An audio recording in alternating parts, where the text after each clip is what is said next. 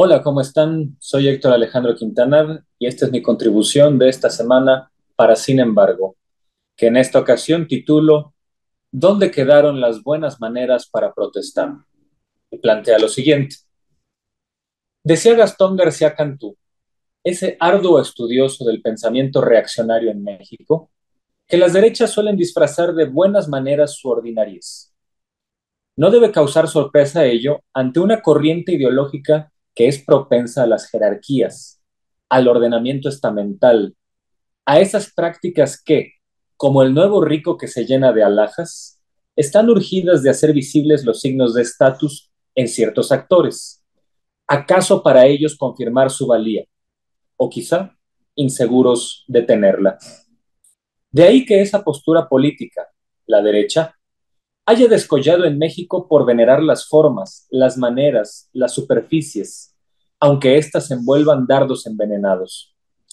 Eso en algún momento criticó Arnaldo Córdoba en ideólogos del PRIAN como Enrique Krause, por estar siempre atentos a emitir plañideras y quejumbres cuando alguien le señala sus defectos, pero muy prestos a envolver invectivas grotescas e inadmisibles en una retórica que para ellos suena no solo inofensiva, sino teórica, como su insumo racista de El Mesías Tropical.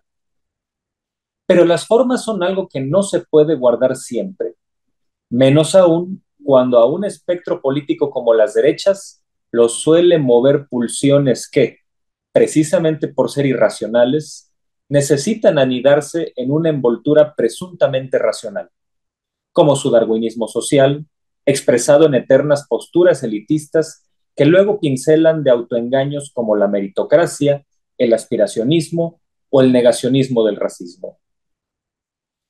Hoy merece la pena recordar la tesis de Gastón García Cantú, precisamente porque es viable contrastarla con las derechas contemporáneas.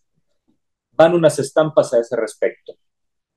Primera, el domingo pasado se hizo pública una imagen estremecedora. En una zona del centro de la capital, unos jóvenes a favor de la reforma judicial hicieron patente su simpatía al colgar una manta con un mensaje alusivo a esa propuesta política. Con las venas del rostro a reventar y con gritos biliosos, un grupúsculo de energúmenos la tiró, mientras un personaje enervado y blandiendo una navaja le gritaba a otro agresivamente por el hecho simple de grabar la escena. No hay ninguna sorpresa. Los orcos enfurecidos eran personajes en contra de la reforma judicial. Segunda estampa. No es la primera vez. El 4 de agosto de 2006, un grupo de artistas e intelectuales expresó sus dudas legítimas y fundamentadas sobre los resultados electorales de ese año y para ello expusieron una serie de piezas artísticas en la Alameda de la capital y el hemiciclo a Juárez. Un par de días después, una horda de personajillos, guarecidos en la oscuridad, se lanzaron a deshilachar y destruir con navajas los mensajes y plataformas de esa exhibición llamada Expo Fraude 2006. Tercera estampa. Como es recordado, el 30 de julio de 2006, un grupo ciudadano también decidió exponer sus dudas contra los resultados electorales mediante un plantón que cerró Avenida Reforma por varias semanas. En la televisión, con la legislación de entonces, fue memorable la emisión de spots de parte de grupos empresariales que, en un tono prepotente y desde el anonimato, en horario triple A lanzaban consignas donde exigían al gobierno reprimir al plantón. Cuarta estampa. Como recordó el periodista Álvaro Delgado en su última videocolumna en Sin embargo, han sido sistemáticas las veces que uno de los líderes contemporáneos de la oposición, el junior improductivo y perdedor electoral Claudio X González, ha hecho llamados autoritarios a golpear y reprimir a personajes que impugnan sus causas, como lo hizo en 2016 y seguramente también en 2006 y 2008, en este caso contra maestros de la Coordinadora Nacional de los Trabajadores de la Educación. Quinta estampa. Hace pocos días, una senadora panista, María de Jesús Díaz, hizo un llamado a linchar a aquellos que votaran a favor de la reforma energética, cuestión que basta con enunciarla para destacar su gravedad y su falta de originalidad, pues fue otro panista quien también mostró sus belfos sedientos de sangre, cuando el gobernador Ignacio Loyola Vera, en enero de 2001, aulló a cuatro vientos y sin ningún temor al ridículo ni a la mirada curiosa del psiquiatra, que los zapatistas merecían la pena de muerte. Sexta estampa. A partir de 2018, ha venido un periodo que tiró máscaras y descolocó a muchos. Abundan los episodios que implican exabruptos reveladores de parte de las derechas. El repaso breve así lo confirma. En junio de 2021 fue público un video donde el historiador Héctor Aguilar Camín, siempre tan preocupado por los vocablos de alta densidad, llamó pendejo y petulante a López Obrador. En el mismo nivel y tono, en noviembre de 2022, se hizo famoso un video donde, en la primera marcha para, entre comillas, defender al INE, una mujer provecta y estridente acusó que el presidente era un naco indio patarrajada.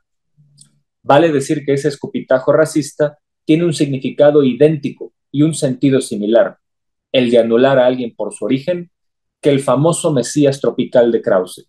Aunque, honor a quien honor merece, el historiador de Televisa dijo lo mismo que la señora energúmena, pero eso sí, supo guardar las formas. Con esos antecedentes vale observar lo ocurrido el martes pasado en el marco de la discusión de la reforma judicial en el Senado, cuando el ejercicio, más allá de sus vaivenes y trastupijes, como la invención de detenciones falsas de senadores o el voto de un pillastre como Miguel Ángel Yunes a cambio de impunidad, sobresalió el momento en que, abusando de sus funciones, un grupúsculo que se decía del Poder Judicial entró a la fuerza a tratar de impedir las labores institucionales de otro poder, el legislativo. Ahí, esa derecha olvidó las formas y, a la usanza de los gnomos de Donald Trump en el Capitolio en 2020, o como si fueran los porros de Cuauhtémoc Gutiérrez de la Torre, como el famoso dipuhooligan Cristian Vargas, irrumpieron en el Senado para tratar de hacer de sus consignas una imposición y de los procedimientos democráticos sus enemigos, con escenas grotescas y risibles que incluyen a la de uno de esos defensores del Poder Judicial hacer un gran acto de bravura y pundonor al ponerse a fumar frente a una cámara en un sitio donde se prohíbe el cigarro. ¿Qué reflexión amerita esta constante colección de bravatas y llamados a la violencia de parte de un sector ideológico que suele camuflar sus peores pulsiones con las mejores marcas? Hoy la derecha no está perdiendo las máscaras, porque siempre ha cometido traspiés reveladores. Se ha mostrado tal cual es. Y la primera reflexión es que exhiben otro de sus rasgos característicos, porque detrás de su griterío y detrás de esas protestas infantiles y estridentes, no hay desesperación inédita, sino la prepotencia de siempre. Muchas gracias.